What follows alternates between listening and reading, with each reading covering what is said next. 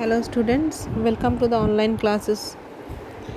In the last class, we already discussed about the universal adult franchisee and the difference between direct election and indirect election. In today's class, we are going to discuss about direct democracy versus indirect democracy.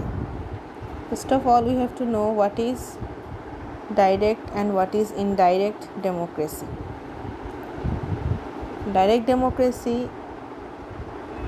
ऐसा system है representation का जहाँ पे जो voters होते हैं वो directly election में टेक पार्ट तो करते ही हैं और गवर्नमेंट के जो डिसीजन मेकिंग है उसमें भी डायरेक्टली पार्टिसिपेट करते हैं।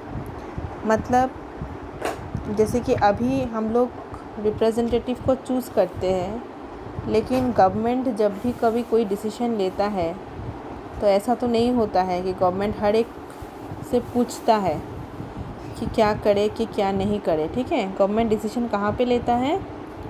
इन द पार्लियामेंट, लोकसभा या फिर राज्यसभा में। लेकिन डायरेक्ट डेमोक्रेसी में ऐसा नहीं है। डायरेक्ट डेमोक्रेसी का मतलब है कि गवर्नमेंट को लोग तो चूज़ करेंगे ही, इलेक्ट करेंगे ही, और जब भी गवर्नमेंट कोई भी डिसीजन लेना चाहेंगे, कभी डिसीजन लेते हैं तो वहाँ पे भी वो थ्रू रेफरेंडम मतलब लोगों से पूछते हैं। ठीक है, जो वहाँ के सिटीज़न हैं डिसीजन मेकिंग में उनसे राय लिए जाते हैं। ठीक है, तो ये जो प्रोसेस होता है इसको हम लोग डायरेक्ट डेमोक्रेसी बोलते हैं। क्लियर? तो ये जो डायरेक्ट डेमोक्रेसी का सिस्टम है वो पहले था ग्रीक सिटी स्टेट्स में। जो ग्रीक है, जो सबसे ओल्ड सिविलाइजेशन है, वहाँ पे जो सिटी स्टेट्स था, ग्रीस का जो सिटी स्टेट्स जैसे कि एथेंस, स्पार्टा, ये सब ग्रीस के सिटी स्टेट्स है। वहाँ पे ये डायरेक्ट डेमोक्रेसी का सिस्टम चलता था। ठीक है, मतलब लोग जैसे गवर्नमेंट को थ्रू वोट वो इलेक्ट भी करते थे और गवर्नमेंट की डिसीजन मेकिंग में भी पार्टिसिपेट करते थे। तो अभी ग्रीस में ऐसा सिस्टम है नहीं, लेकिन डायरेक्ट डेमोक्रेसी अभी भी प्रिवेल करता है ओनली इन स्विट्ज़रलैंड। ठीक है, अगर हम लोगों को मतलब एग्जांपल देना हो एक डायरेक्ट डेमोक्रेसी का जो प्रेजेंट में है तो वो होगा Switzerland. Switzerland is the only country जहाँ पे डायरेक्ट डेमोक्रेसी है, और ग्रीक से सिटी स्टेट में था लेकिन अभी नहीं है। तो ये होता है मतलब डायरेक्ट डेमोक्रेसी। डायरेक्ट डेमोक्रेसी अगर होना है तो उसमें जो पॉपुलेशन का क्वांटिटी है वो कम होना ज़रूरी है। मतलब स्मॉल अमाउंट ऑफ अगर सिटीज़न होंगे तो उसमें डायरेक्ट डेमोक्रेसी सूटेबल ज़्यादा है, बिकॉज़ डिसीजन मेकिंग में ह्यूज अमाउंट ऑफ पॉपुलेशन को इंक्लूड करना ये इजी नहीं है। ठीक है, ये बहुत कैओस भी है और ये बहुत एक्सपेंसिव भी है। तो ये ओनली सूटेबल है स्मॉल स्टेट्स के लिए। ठीक है, तो स्विट्ज़रलैंड में स्मॉल कैंटन्स बनाया गया है। वो मैं बाद में आप लोगों को जब डिस्कस करूँगी। स्विट्ज़रलैंड के बारे में अभी आप थोड़ा इतना ही जान के रखिए कि वहाँ पे कैंटन्स बनाए जाते हैं। ठीक है, तो ये कैंटन्स मतलब लोगों से ही बनता है, स्मॉल कैंटन्स। पॉपुलेशन भी उतना ज़्यादा वहाँ पे नहीं है, तो हर एक कैंटन्स को थ्रू कैंटन मतलब डिसीजन लिया जाता है और उनको पार्टिसिपेट मतलब लोगों को मौका मिलता है गवर्नमेंट की डिसीजन मेकिंग में पार्टिसिपेट करने के लिए। अभी चलते हैं हम लोग इनडायरेक्ट डेमोक्रेसी में। इनडायरेक्ट डेमोक्रेसी ये है इनडायरेक्ट डेमोक्रेसी को रिप्रेजेंटेटिव डेमोक्रेसी भी बोला जाता है। तो यहाँ पे क्या होता है, जैसे कि इंडिया में हम लोग अपने रिप्रेजेंटेटिव को चूज़ करते हैं, जैसे कि मेंबर्स ऑफ द पार्लियामेंट मतलब एमपी।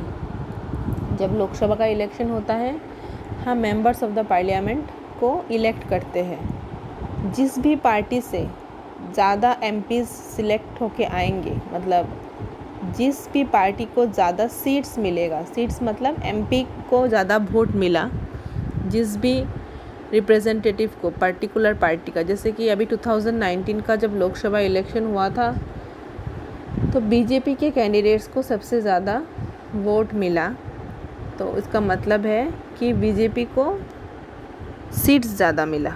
तो जिस भी पार्टी से सीट्स ज़्यादा मिलता है उसी पार्टी का जो लीडर होता है वो हम लोगों का प्राइम मिनिस्टर हो जाता है। तो बीजेपी का लीडर नरेंद्र मोदी जी हैं, तो वो हमारे अभी प्राइम मिनिस्टर है। ठीक वैसे ही असेंबली इलेक्शन में भी होता है। असेंबली मतलब स्टेट इलेक्शन, जो विधानसभा इलेक्शन भी बोला जाता है। तो असेंबली इलेक्शन में भी हम लोग किसको इलेक्ट करते हैं? एमएलए को, मेंबर्स ऑफ लेजिस्लेटिव असेंबली, जिसका शॉर्ट फॉर्म है एमएलए।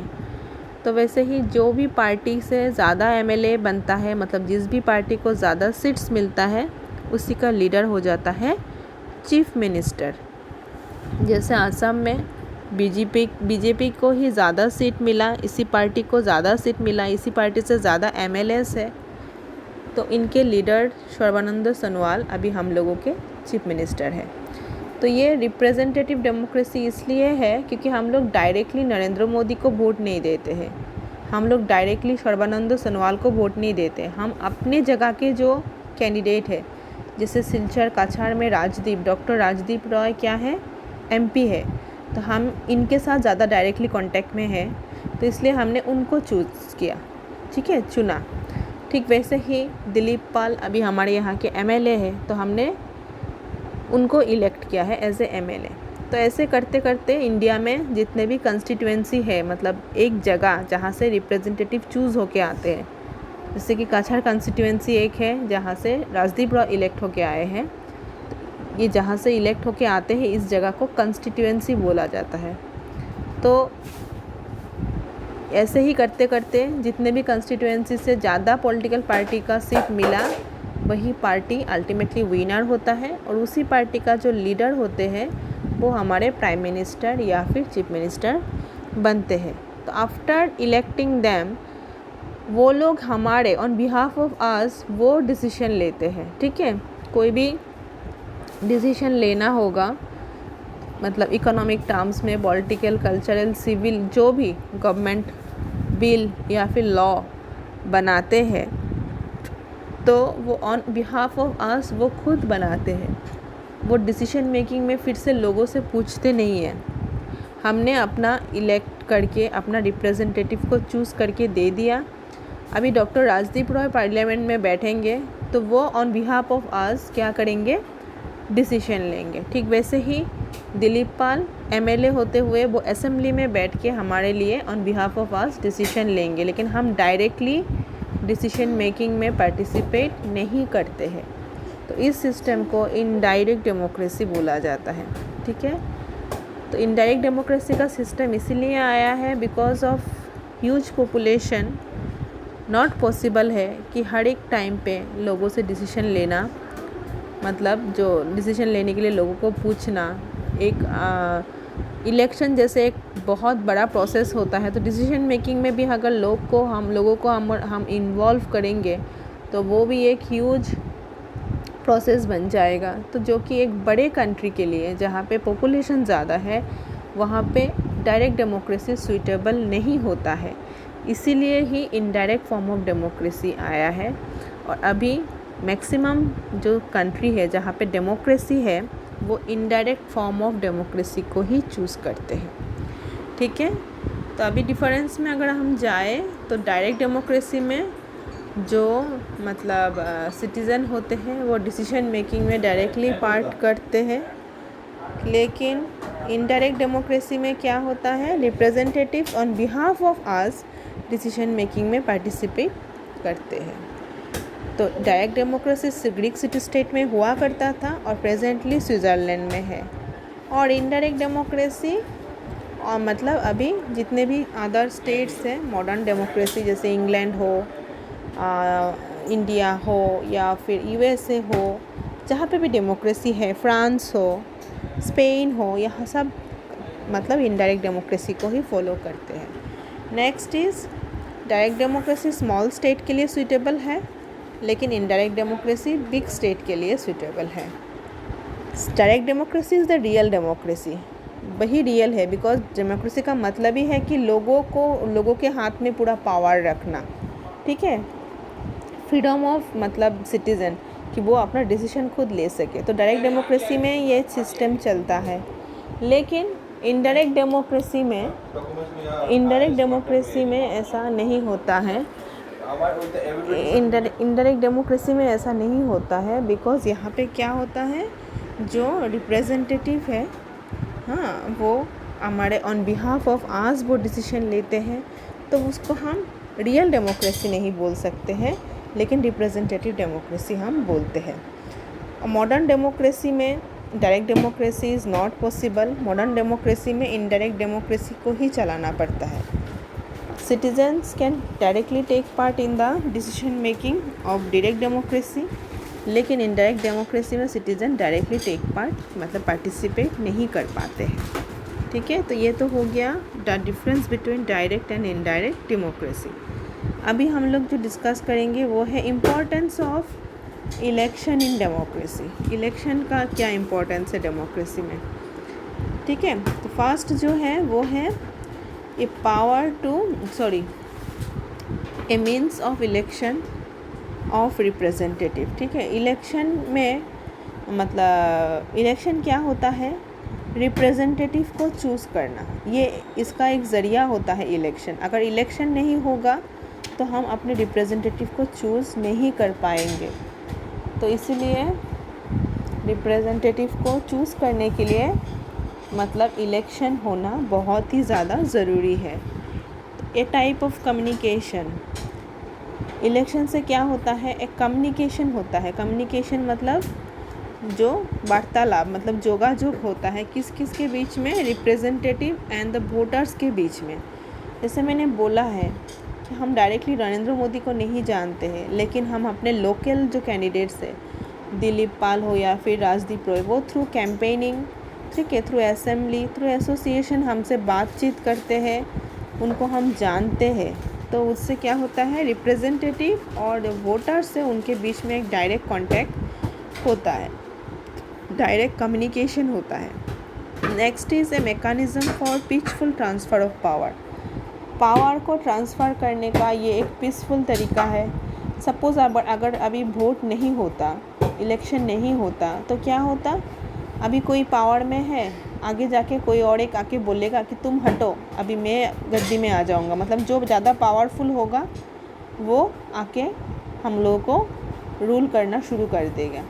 उससे क्या होता है, कैओस होता है, ठीक है, उससे कैओस होता है, उससे झमेला होता है। लेकिन इलेक्शन की वजह से क्या होता है, जो भी गवर्नमेंट बन के आते हैं वो ये बोल पाते हैं कि हम खुद नहीं आए, हमें लोगों ने चूज़ किया है।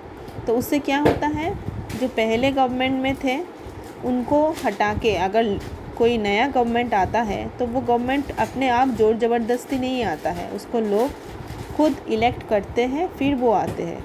तो वो पीसफुली होता है, ठीक है। तो ये पीसफुल ट्रांसफ़र ऑफ पावर होता है।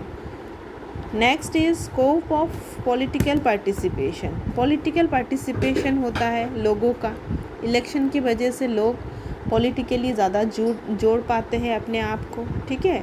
उससे क्या होता है, लोगों को अपॉर्चुनिटी मिलता है, उनको अपना इम्पोर्टेंस भी मतलब मालूम पड़ता है कि हम कितने इम्पोर्टेंट है for our country, for electing our representative. अगर हम अच्छे कैंडिडेट्स को इलेक्ट नहीं करेंगे तो क्या होगा, गुड पीपल पावर में नहीं आएगा। तो उससे एक लोगों का खुद का पार्टिसिपेशन होता है, लोगों का पॉलिटिकल एजुकेशन होता है। Next is an essential part of democracy. Election बहुत ही इम्पॉर्टेंट पार्ट है डेमोक्रेसी का, क्योंकि डेमोक्रेसी का मतलब ही है कि government of the people, for the people and by the people. तो अगर गवर्नमेंट को अपना बनाना है उसके लिए इलेक्शन होना ज़रूरी है। अगर इलेक्शन नहीं होगा तो हम लोग अपने जो प्रोसेस है, ठीक है, जो डेमोक्रेटिक प्रोसेस है उसमें लोगों का जो हिस्सेदारी है वो पता ही नहीं चलेगा। लोगों को अपना जो पॉलिटिकल चॉइस देना है वो इलेक्शन से ही वो दे पाते हैं। And lastly A grand occasion for democracy. Democracy में इलेक्शन को बहुत ही इम्पोर्टेंट ओकेशन की तरह माना गया है, क्योंकि जब इलेक्शन होता है तब क्या होता है, लोगों को अपना इम्पोर्टेंस पता चलता है, ठीक है। वो लोग उत्साह लेते हैं, उसमें मतलब अपना रुचि रखते हैं कि हमें एक अच्छा रिप्रेजेंटेटिव को चूज़ करना होगा अपने देश के लिए, अपने जगह के डेवलपमेंट के लिए, ठीक है। तो उससे क्या होता है, अपना वैल्यू भी आता है, जगह का वैल्यू, अपना देश का वैल्यू और अपना जो वैल्यू है for development of our country, उसका जो जज्बा है वो लोगों में ज़्यादा उभर के आता है। तो ये एक ग्रैंड ओकेशन भी होता है डेमोक्रेसी के लिए, ठीक है। तो ये हो गया importance of democracy, election in the democracy. Next is election in non democratic system. Election in non democratic system मतलब जैसे कि अभी डेमोक्रेसी में हम लोगों ने इलेक्शन के बारे में पढ़ा कि इलेक्शन का क्या इम्पोर्टेंस है, तो नॉन डेमोक्रेटिक जो सिस्टम है वहाँ पे इलेक्शन कैसा होता है इसके बारे में हम थोड़ा सा जानेंगे। तो इसके लिए यहाँ पे एक एग्ज़ाम्पल दिया गया है पाकिस्तान का, ठीक है। पाकिस्तान एक गुड एग्ज़ाम्पल है जहाँ पे कोई भी democratic process of election follow नहीं होता है, ठीक है। पाकिस्तान इज़ ए कंट्री जहाँ पे time to time democratic government आया भी है और वो चला भी गया, ठीक है। तो पाकिस्तान में बहुत बार कोशिश किया गया है कि वहाँ पे डेमोक्रेसी को एस्टेब्लिश किया जाए, ठीक है, जो गवर्नमेंट है उसको लोग खुद चूज़ करें, लेकिन हमेशा वहाँ पे मिलिट्री का जो पावर है वो बहुत ज़्यादा है, ठीक है। मिलिट्री का पावर इतना ज़्यादा होने के कारण क्या होता है, टाइम टू टाइम वहाँ पे गवर्नमेंट को विड्रॉ करके, जो इलेक्टेड गवर्नमेंट होता है उसको विड्रॉ करके मिलिट्री का जो चीफ होते हैं, जो जनरल होते हैं, वो अपने आप को प्रेसिडेंट डिक्लेयर कर देते हैं, ठीक है। यहाँ पे एक एग्जांपल दिया गया है। इन अक्टूबर 1999 क्या हुआ, एक कूप वाज ऑर्गेनाइज्ड, मतलब एक छोटा सा मिलिट्री का ट्रूप ऑर्गेनाइज किया गया था, किसके अंडर में, चीफ जनरल ऑफ, मतलब जो वहाँ के जो आर्मी चीफ थे उनका नाम था परवेज़ मुशर्रफ, उनके अंडर में एक मिलिट्री ट्रूप ऑर्गेनाइज़ किया गया। और उन्होंने क्या किया, तब जो गवर्नमेंट था, इलेक्टेड गवर्नमेंट था, नवाज शरीफ थे उनके प्राइम मिनिस्टर, उनको डिसमिस डिक्लेयर कर दिया। कब, अक्टूबर 1999 में, ठीक है, डिक्लेयर कर दिया कि नहीं है, नवाज शरीफ का गवर्नमेंट इज़ नॉट पावरफुल, उसको हटा दिया गया, ठीक है। तो ये हुआ था during the time of Kargil war, ठीक है। कारगिल वार के टाइम पे ऐसा हुआ था कि नवाज शरीफ को हटा के परवेज़ मुशर्रफ जो आर्मी के चीफ है, उन्होंने अपने आप को क्या डिक्लेयर कर दिया, एज ए प्रेसिडेंट डिक्लेयर कर दिया, ठीक है।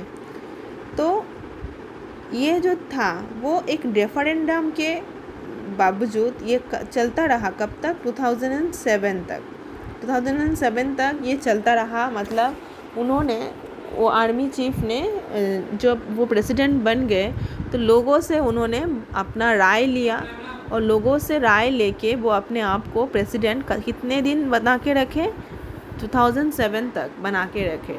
इवन उन्होंने 2002 में क्या किया, पूरा जितने भी असेंबलीज थे, ठीक है, जैसे कि हम लोगों का यहाँ पे भी लेजिस्लेटिव असेंबली है, आसाम का लेजिस्लेटिव असेंबली दिसपुर में है, वेस्ट बंगाल का कोलकाता में, तो हर एक स्टेट का अपने अपने कैपिटल में क्या रहता है, असेंबली रहता है।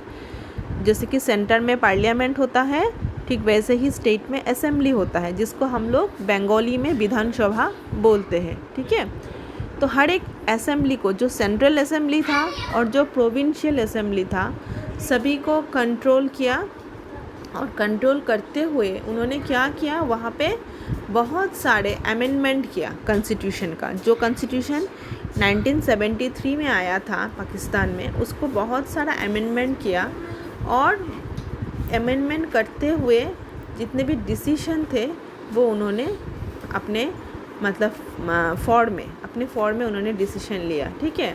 उन्होंने पार्लियामेंट को भंग कर दिया और बहुत सारे इम्पॉर्टेंट अपॉइंटमेंट किया उस टाइम पे, ठीक है।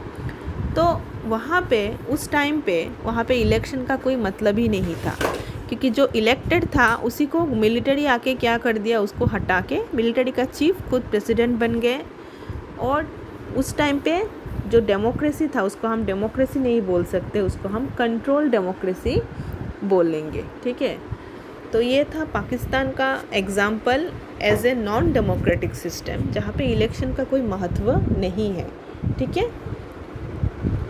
Next topic is methods of representation. Methods of representation में मैं अभी थोड़ा सा ही डिस्कस करूँगी, मतलब किस किस मेथड से हम लोग इलेक्शन कर सकते हैं, रिप्रेजेंटेटिव को चूज़ कर सकते हैं। मतलब यूनिवर्सल एडल्ट फ्रेंचाइजी जो है, इसका मतलब है कि हर एडल्ट के पास राइट है, वोट का राइट होता है, लेकिन कुछ प्रोसेस होता है जिस प्रोसेस से हम मतलब रिप्रेजेंटेटिव को चूज़ कर सकते हैं। तो यहाँ पे मेनली हम लोग दो पहले प्रोसेस के बारे में जानेंगे। One is territorial representation, another is functional representation. तो टेरिटोरियल जो रिप्रेजेंटेशन है, इसका मतलब है मतलब है एक एरिया को कंस्टिट्यूएंसी माना जाता है, जहाँ पे जो वोटर्स होते हैं वो पर्टिकुलर वही कंस्टिट्यूएंसी बिलोंग करते हैं और वो अपने कैंडिडेट्स को मतलब वहाँ से इलेक्ट करते हैं। तो जो कंस्टिट्यूएंसी होता है वो एक पर्टिकुलर टेरिटोरी होता है, मतलब एक प्लॉट ऑफ लैंड होता है। मतलब एक पर्टिकुलर टेरिटोरी में जितने भी पॉपुलेशन है, जितने भी एडल्ट है, वो क्या करेंगे, अपने वही एरिया के, वही टेरिटोरियल एरिया के जो कैंडिडेट आएंगे उनको इलेक्ट करेंगे। सपोज़ अगर हम लोग कछार कंस्टिट्यूएंसी के बारे में बात करें लोकसभा इलेक्शन में, तो कछार कंस्टिट्यूएंसी से जितना भी एरिया है कछार का, वहाँ से एक ही रिप्रेजेंटेटिव को हम चूज़ कर सकते हैं। जैसे कि हमने डॉक्टर राजदीप रॉय को चूज़ किया है, तो वो जो पर्टिकुलर प्लॉट ऑफ टेरिटोरी है, मतलब वो टेरिटोरी मतलब लैंड, वो कछार का जो लैंड है उसको ही हम कंस्टिट्यूएंसी बोलेंगे। जहाँ और यहाँ पे रहते हुए जितने भी पॉपुलेशन है, जो भी एडल्ट है जो वोट देंगे, वो हो जाते हैं यहाँ के वोटर्स। ठीक है, तो ऐसा करते हुए इंडिया में हर एक जगह में कंस्टिट्यूएंसी है और वही कंस्टिट्यूएंसी है। मतलब कंस्टिट्यूएंसी का अभी लोकसभा इलेक्शन में 543 कंस्टिट्यूएंसी से वोट हुआ था। ठीक है, 543 कंस्टिट्यूएंसी में वोट हुआ था। मतलब ये 543 क्या है, कंस्टिट्यूएंसी, जहाँ पे पॉपुलेशन, एडल्ट पॉपुलेशन अपने रिप्रेजेंटेटिव को चूज़ करते हैं। और जो भी पार्टी कंस्टिट्यूएंसी ज़्यादा जीतेगा, कंस्टिट्यूएंसी मतलब हो जाता है सीट्स, उसी का जो लीडर होते हैं वो बन जाते हैं प्राइम मिनिस्टर। ठीक है, तो ऐसा कंस्टिट्यूएंसी लोकसभा का भी है एंड लेजिस्लेटिव असेंबली मतलब विधानसभा का भी है, जो स्टेट का होता है। तो स्टेट में जैसे कि सिलचर कंस्टिट्यूएंसी से दिलीप पाल है, ऐसे बोरखोला कंस्टिट्यूएंसी है, और भी बहुत सारे, करीमगंज में और एक कंस्टिट्यूएंसी है। तो जो स्टेट का जो कंस्टिट्यूएंसी होता है वो लोकसभा का कंस्टिट्यूएंसी से उसका जो एरिया होता है वो छोटा होता है, साइज़ छोटा होता है, और लोकसभा का जो कंस्टिट्यूएंसी है उसका साइज़ जो एरिया है वो बड़ा होता है। ठीक है, तो ये हो गया टेरिटोरियल रिप्रेजेंटेशन। मतलब पर्टिकुलर टेरिटोरी में जितने भी पॉपुलेशन है वो एडल्ट सिटीज़न जाके क्या करते हैं, अपने रिप्रेजेंटेटिव को चूज़ करते हैं। तो ये टेरिटोरियल रिप्रेजेंटेशन का जो सिस्टम है वो इंडिया में चलता है। Next is functional representation. Functional representation एक ऐसा सिस्टम है जहाँ पे टेरिटोरी का कोई बात नहीं है, यहाँ पे ऑक्यूपेशन के ज़रिए से अपना रिप्रेजेंटेटिव को चूज़ किया जाता है। जैसे कि प्रोफेशन कुछ होता है, कोई इंडस्ट्रियल वर्कर हो सकते हैं, पीजेंट्स फार्मर्स हो सकते हैं, लॉयर्स, टीचर्स, डॉक्टर्स, इंजीनियर्स। तो ये हर एक, या फिर ट्रेडर्स मतलब जो बिजनेसमैन होते हैं, तो सबका अपना अपना क्या होता है, एसोसिएशन होता है, अपना अपना एक ग्रुप होता है, प्रोफेशनल ग्रुप। तो अपने अपने प्रोफेशनल ग्रुप से वो एक स्पेसिफिक कैंडिडेट को एज ए अपना रिप्रेजेंटेटिव वो चूज़ करते हैं। ठीक है, तो जैसे कि टीचर्स का एक कंस्टिट्यूएंसी है जहाँ पे हर एक मतलब उस कंस्टिट्यूएंसी में जितने भी टीचर्स हैं वो क्या करेंगे, अपने रिप्रेजेंटेटिव को वो चूज़ करेंगे। तो ये कंस्टिट्यूएंसी टेरिटोरी के बेस पे नहीं होगा, सभी टीचर्स को मिला के एक कंस्टिट्यूएंसी, सभी लॉयर्स को मिला के एक कंस्टिट्यूएंसी, डॉक्टर्स को मिला के एक कंस्टिट्यूएंसी, फार्मर्स को मिला के कंस्टिट्यूएंसी, बिजनेस पर्सन को मिला के कंस्टिट्यूएंसी। तो इनका कंस्टिट्यूएंसी का जो तरीका है वो प्रोफेशन के ऊपर बेस्ड है। ठीक है, और वही प्रोफेशन से वो अपना एक रिप्रेजेंटेटिव को चूज़ करते हैं। और पहले वाला जो था वो टेरिटोरी के बेसिस पे था, एक टेरिटोरी में जितने भी पॉपुलेशन है वहाँ से वो अपना कैंडिडेट को चूज़ करते हैं। ठीक है, तो ये हो गया दो प्रोसेस, दो method of representation. In the next class I will discuss minority representation का जो मेथड्स है वो हम डिस्कस करेंगे। ठीक है, आज के लिए इतना ही, बाय बाय।